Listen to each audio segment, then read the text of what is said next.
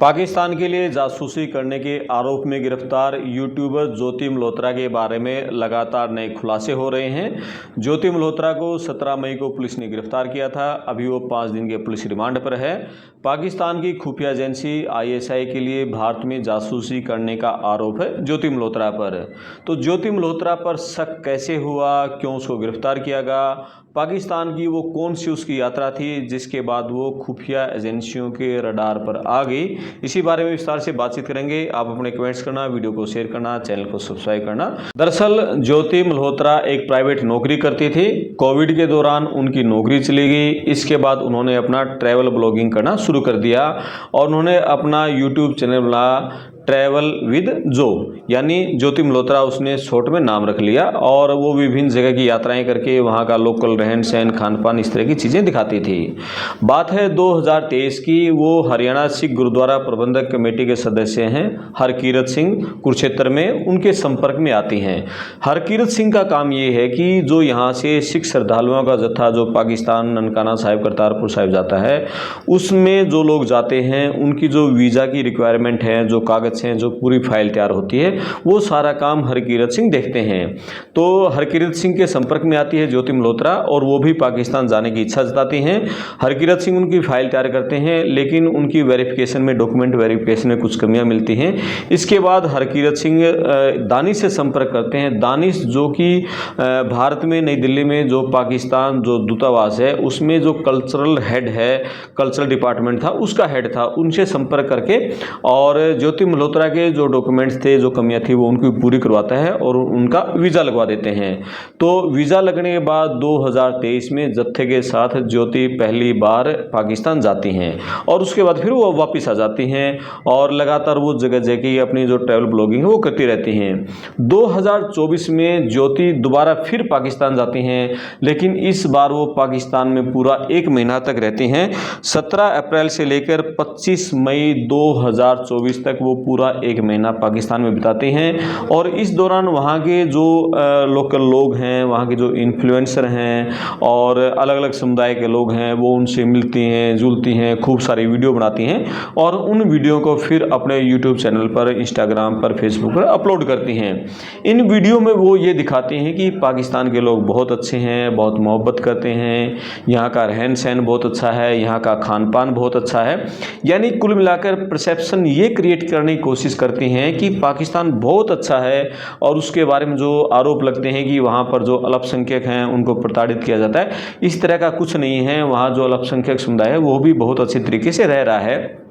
अपनी सारी वीडियो में जो यूट्यूबर ज्योति मल्होत्रा वो इस तरह की, मतलब पाकिस्तान की छवि को बहुत अच्छा दिखाने की कोशिश करती हैं और ये दूसरी यात्रा थी। इस तरह की जब वो वीडियो दिखाती हैं, पाकिस्तान के फेवर में जो बातें करती हैं, उसके बाद ही खुफिया एजेंसियों को उसके ऊपर शक होने लग गया था। लेकिन इसके बाद वो 2025 में एक बार फिर यात्रा करती है और ये यात्रा उसकी रहती है मार्च 2025 में।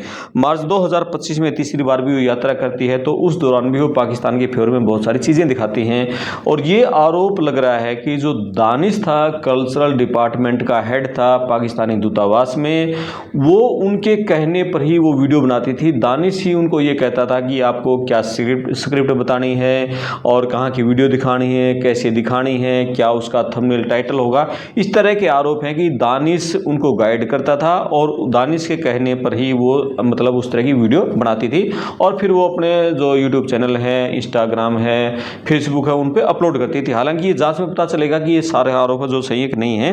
हालांकि जो दानिश की ही बात करें हम, जो दानिश कल्चरल हेड का डिपार्टमेंट था, उस पर भी शक की सुइयां थी। भाई वो यहाँ के जो इन्फ्लुएंसर हैं, बहुत सारे लोग हैं, उनसे संपर्क में रहता था और इसी के चलते ही दानिश को भी मई 2025 में, 13 मई 2025 को ही भारत से वापस उनके पाकिस्तान में भेज दिया गया था, उस पर शक के चलते। तो यानी कि ये सुई जो घूम रही थी 2024 से लेकर और जब लगातार वो उनके फेवर में जो दिखा रही थी वीडियोस, उसके चलते ही ये सारी बातें हो रही थी। लेकिन पहलगाम जो हादसा हुआ, जो हमला हुआ, हमारे लोगों को धर्म पूछकर और जिस तरह से वो मारा गया, उसके बाद वो वीडियो अपलोड करती हैं अपने जो ज्योति मल्होत्रा है और उस वीडियो में ये बार बार वो कह रही हैं कि ये लोगों की गलती है और लोगों को मतलब सतर्क नहीं थे, लोग मतलब वाचफुल नहीं थे, लोगों को ये देख कर जाना चाहिए था कि वहाँ सुरक्षा है या नहीं है, लोगों को खुद ध्यान रखना चाहिए था, अपनी सुरक्षा की जिम्मेदारी लोगों को खुद होनी चाहिए, वो वाचफुल नहीं थे। बार बार इस तरह के वो शब्दों का प्रयोग कर रही है। इसके बाद मतलब उस पर शक की सुई और ज़्यादा बढ़ जाती है और इसी कारण ये सारी गतिविधियाँ हैं, इनके चलते उसको गिरफ्तार किया जाता है।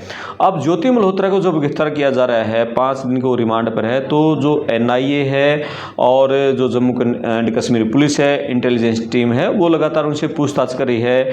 और जो रिपोर्ट्स आ रही हैं, जो मतलब अलग अलग अखबारों में जो रिपोर्ट छपी हैं, उसमें ये सामने आया कि ज्योति मल्होत्रा से पूछताछ में खुलासा हुआ है कि डिजिटल फोरेंसिक जांच में उसकी जो विदेश यात्राओं के साथ साथ पठानकोट, नाथुला पास और अरुणाचल के सीमावर्ती क्षेत्रों में संदिग्ध गतिविधियों के प्रमाण मिले हैं, जो उससे पूछताछ हुई है। उसके अलावा ये भी पता चला है कि ज्योति के जो स्मार्टफोन है, लैपटॉप की लोकेशन हिस्ट्री है, फोटो मेटाडेटा है, क्लाउड स्टोरेज ने रणनीतिक और सीमाई क्षेत्रों में वीडियो रिकॉर्डिंग की और एजेंसियों का ध्यान खींचा। कॉल डिटेल में एक अंतर्राष्ट्रीय नंबर और दिल्ली स्थित पाकिस्तानी उच्चायोग के संपर्कों से लगातार उसकी बातचीत मिली है। क्लाउड स्टोरेज में जो वीडियो मिले हैं उनमें BSF की मूवमेंट है, रडार लोकेशन है, हाई सिक्योरिटी जोन कैद हैं। यानी कि इस तरह की उसकी जांच में इस तरह की बातें सामने आई हैं। इसके अलावा जो दानिश है, जो उच्चायोग से निष्कासित किया गया है, उससे जुड़ा एक फेक प्रोफाइल है, उसके साथ चैटिंग करना और ग्रुप मेंबरशिप में जुड़ना, ये भी कहीं ना कहीं जासूसी के जो शक है वो दर्शाता है।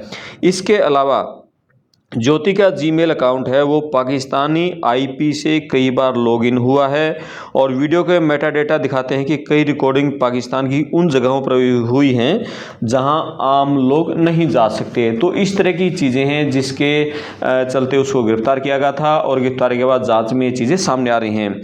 अब ये गिरफ्तारी के बाद वो अपने घर पहुँचती है रविवार की रात को और वो गेट खुलवाती है तो वो अपने कमरे में गई है। दीवार पर शोके से उसकी तस्वीरें वहाँ गायब मिलती हैं और वह पूछती है तो उसका ताऊ कहता है कि तुम्हारे पिता ने वो तस्वीरें उतार दी हैं। इसके बाद वो गुपचुप तरीके से नोटबुक में एक मैसेज छोड़कर जाती है कि सविता को कहना फ्रूट ला दे, घर का ख्याल रखें, मैं जल्दी आऊँगी। एक दवाई और डॉक्टर का नाम भी लिखा है और ज्योति 4-5 जोड़ी जो कपड़े हैं वो लेकर चली जाती है।